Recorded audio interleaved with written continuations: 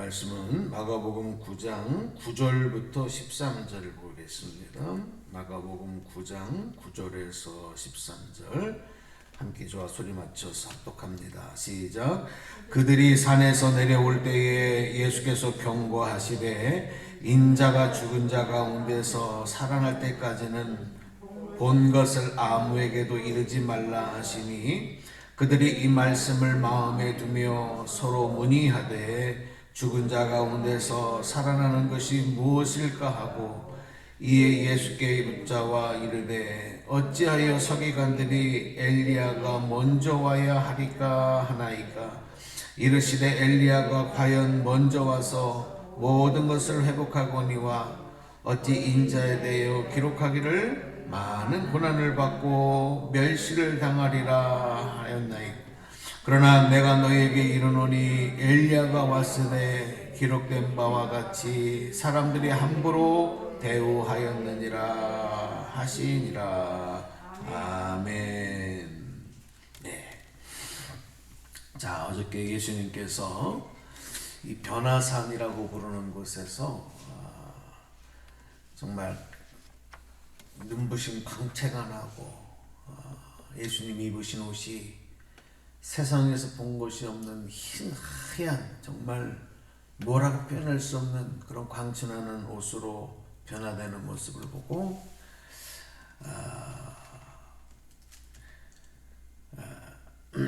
사람 그 함께했던 제자들이 엘리야가 또 모세가 또 예수님 나타나서 예수님과 함께 말하는 것을 보면서 그곳이 곧 천국의 천상의 세계를 보는 것 같은 그런 정말 황홀경에 들어갑니다. 그래서 우리가 여기에 있는 것이 좋사오니, 특별히 베드로가 그런 말을 하죠. 베드로가 우리가 여기 있는 것이 좋사오니 천막셋을 질 때 하나는 주를 위하여, 하나는 모세를 위하여, 하나는 엘리야를 위하여 그렇게 하겠습니다. 그리고 또 6절에 그들이 몹시 무서워함으로 무슨 말을 할지 알지 못합니다. 그랬습니다. 자, 그런데 우리 지난 시간에 읽은 말씀이지만 7절을 한번 같이 저하고 합독하겠습니다. 7절 말씀 보실까요? 자, 7절 시작. 마침 구름이 와서 그들을 덮으며 구름 속에서 소리가 나되 이는 내 사랑하는 아들이니 이 너희는 그의 말을 들으라 하는지라. 아멘. 이렇게 무서워 두려워 떨 정도의 신기한, 정말 신비한 현상을 보는데 여기에 또 하늘로부터 소리가 들려요. 구름이 밀려오고 그러면서 이는 내 사랑하는 아들이니 너희는 그의 말을 들으라. 그래서 돌아보니까 또 언제 그랬냐는 듯이 조금 전에 그런 현상들, 신기한 현상들이 싹 사라지고 예수님과 자기들밖에 없는 거예요. 정말 이거 신기한 현상이죠.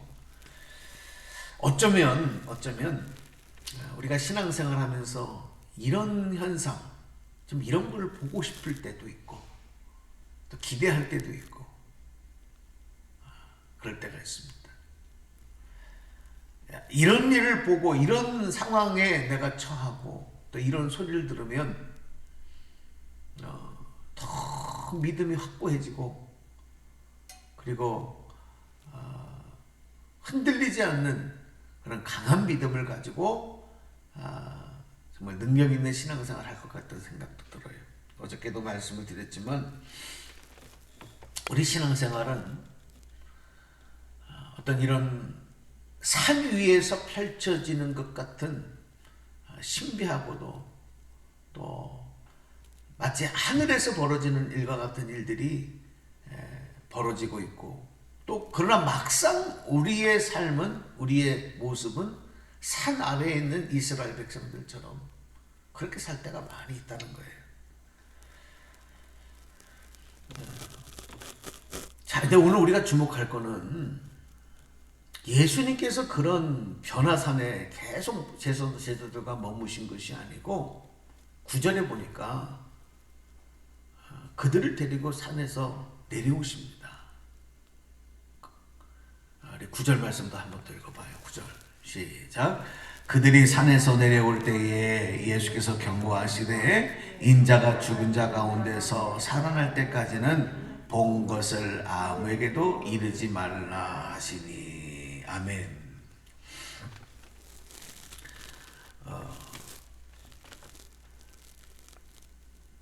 하늘로부터 소리가 들려서 구름이 그들을 덮으면서 7절에서 뭐라고 말씀하셨어요? 하늘로부터 들려오는 소리가 이는 내 아들이니 그의 말을 들으라 그랬거든요. 그리고 예수님이 처음으로 제자들을 향해서 그들을 산에서 내려오면서 하신 말씀이 아무에게도 너희들이 본 것을 말하지 말아라.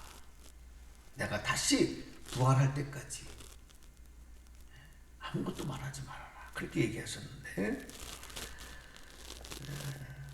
자, 여기서 우리가 첫 번째 주목할 것은 왜 이 천상에서 볼 수 있는 이런 신비한 변화산에서의 모습의 현장에 그대로 계시지 않고 그 현상을 잠깐 보여주셨고, 마치 꿈에서 뭔가를 보듯이 그런 신비한 현상을 잠깐 보여주셨고, 그리고 그들을 산에서 데리고 내려오셨을까?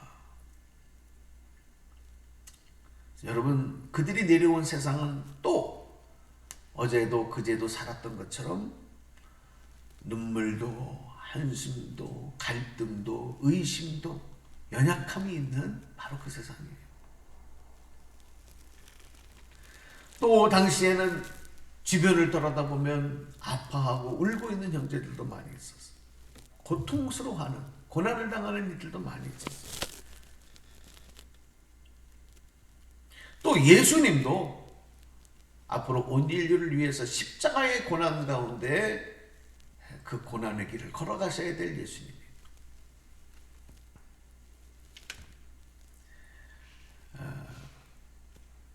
예수님이 그 제자들을 향해서요, 예수님이 이후에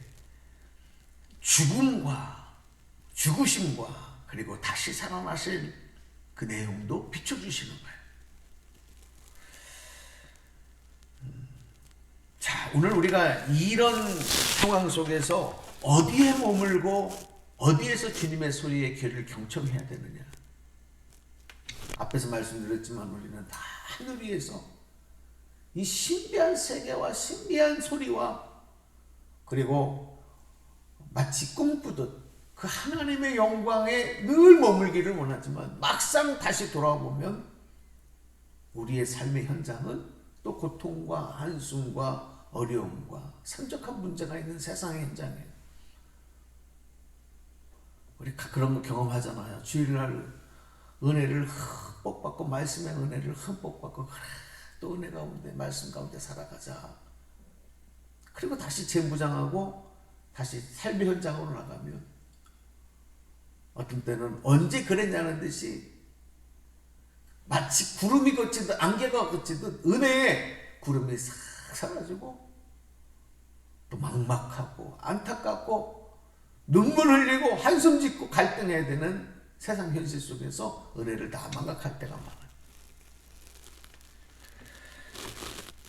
그러나 여러분, 우리 주님은 그런 삶의 현장으로 우리를 제자들을 이끌고 내려오시듯 우리를 그곳으로 두신다는 거예요.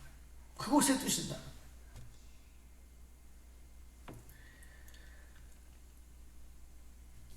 독일에 갔을 때 몇 년 전에 독일에 가서 이제 종교 개혁지를 돌아본 적이 있습니다. 이 독일은 기독교 국가예요. 마틴 루터가 종교 개혁을 일으키고 난 다음에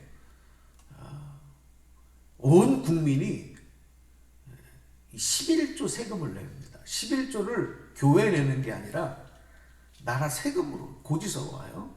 11조를 내요.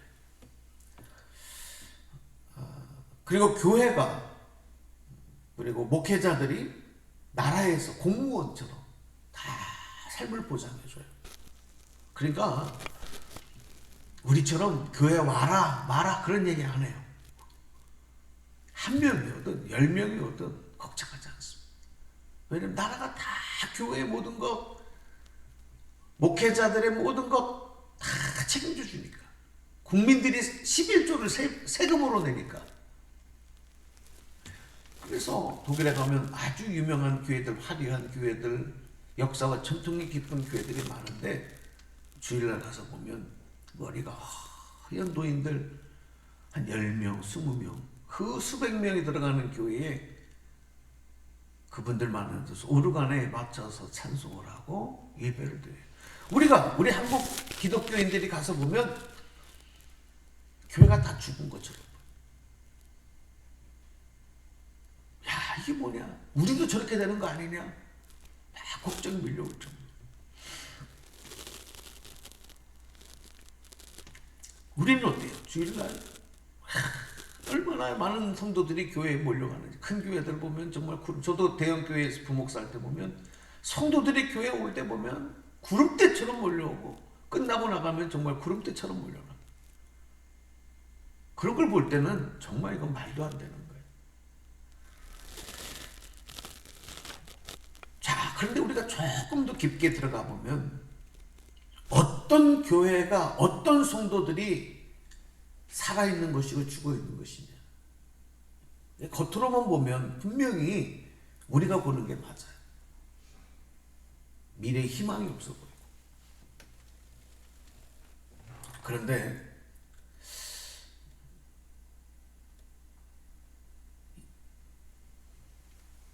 그들은 일반적인 삶에서는 항상 그들의 마음속에 아파하는 사람들, 어려워하는 사람들, 고통받는 사람들. 그러니까 몸만 교회에 나와 있는 것이 아니라 일반적인 삶 속에서도 그들은 하나님을 경험하고 하나님을 고백할 수 있고, 비록 몸은 교회에 나오지 않아도 일반적인 삶 속에서 하나님을 고백하는 신앙은 유지한다는 거예요. 그런데 우리는 몸은 교회에 오는데 세상으로 내려가서는 다 잊어버리고 옛사람 모습으로 돌아가 버리는 성도들이 많은 거예요. 경건의 모양을 있지만 정작 생활 속에 들어가 보면 경건의 능력을 잃어버린 것이 오늘날 한국 교회와 그리스도인들의 모습이라는 거예요. 특별히 우리 코로나 한번 맞고 보니까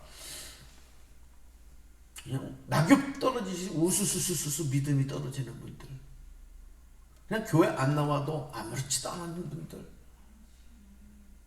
통계학자들 30% 이상이 교회를 떠났다 그러잖아요. 30% 이상. 10명 중에 3명. 여러분 전체 합쳐보세요. 얼마나 많은 사람이. 한 명 전도하기 얼마나 어려운데. 예? 그런데 여러분 이 양자가 다 문제가 있어요. 몸은 나오지 않고 생활 속에서만 주님을 고백하는 것도 이것도 반쪽이잖아요. 몸은 주님의 교회에 나와 있지만 생활 속에서 능력이 없는 경건의 능력을 잃어버린 모습도 반쪽이잖아요. 이 두 가지가 완전히 이루어져요. 오늘 저와 여러분에게 그런 은혜가 있기를 축복합니다. 산 위에서 하나님의 영광과 주님의 크신 하나님의 아들이심 대신 놀라운 영광의 모습을 보고 느낀 것처럼 눈물과 한숨과 갈등과 의심 많은 세상 속에 서서 단 아래 내려와서도 우리가 그것을 유지할 수 있는 믿음이 있어야 됩니다.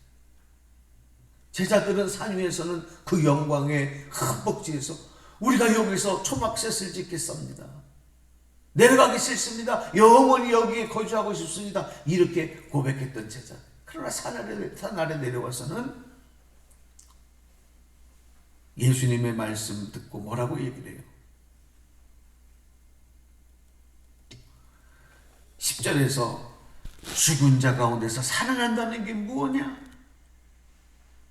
또 12절에 예수님께서 말씀하시는데 뭐라 그러냐? 엘리야가 과연 먼저 와서 모든 것을 회복하거니 어찌 인자가 인자에 대해 기록하기를 많은 고난을 받고 멸시를 당하리라 하였느냐.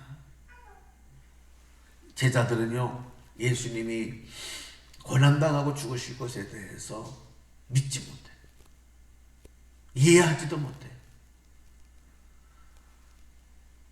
오늘 우리에게는요, 더욱 강하고 담대한 믿음이 있어야 합니다. 오늘도 여러분 주님 주시는 능력으로 무장하시기 바랍니다. 꿈에서 본, 야곱이 꿈에서 본 하늘과 땅을 연결한 사닥다리는 오늘 예수 그리스도를 통해서 이미 하나님과 우리와의 생명의 능력을 연결시켜 주셨어요. 그것이 비록 당장 눈앞에 보이지 않는다 할지라도 이것은 끊어지지 않습니다. 오늘 세상 속에서 또 요즘에 점점 또 아주 걱정이 많아요. 그러나 하나님의 함께하심과 하나님의 언약, 약속은 영원히 불변하다는 사실을 믿고 여러분 염려를 주께 맡기시고, 그리고 눈물과 한숨과 갈등을 십자가 앞에 내려놓으시고 오늘도 주님의 손잡아 주시는 능력을 가지고 오늘도 천국의 하나님의 자녀의 복된 삶을 이뤄가는 그런 강한 믿음으로 무장하는, 그리고 오늘도 승리하시는 저와 여러분 되시기를 주님의 이름으로 간절히 축복합니다. 축원합니다. 기도하겠습니다. 하나님, 우리의 기대와 다른 세상의 현실 속에서 우리가 갈등하고 의심하고 또 방황할 때가 많습니다.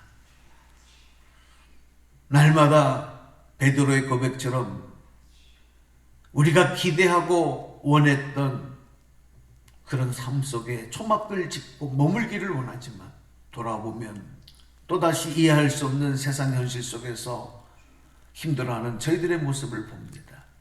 그래서 오늘도 주님 앞에 머리를 숙입니다. 주님의 능력을 구합니다. 하나님, 우리를 도와주시옵소서. 위드 코로나가 되었지만 또 많은 확진자들이 늘어나고 또 중증 환자들이 늘어나고 또 변이 바이러스가 발견되어지고 세계가 또다시 흔들리고 있습니다.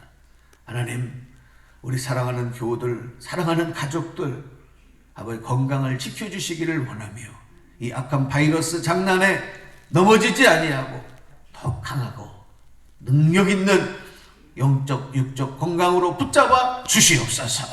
오늘도 기도할 때 하늘 문이 열리며 응답해 주시는 하나님의 능력을 경험하게 도와주시고, 하나님, 우리의 마음속에 하나님의 평강과 능력, 소망으로 무장시켜 주옵소서. 오늘도 동행하실 주님을 찬양합니다. 오늘도 이 아침 어둠을 뚫고 나와 기도하시는, 또 이 영상을 통해서 말씀 가운데 함께하며 기도할 모든 이들에게 하나님 거신 은혜를 베풀어 주옵소서. 우리 주 예수님의 이름으로 감사 축복 기도 드리옵나이다. 아멘.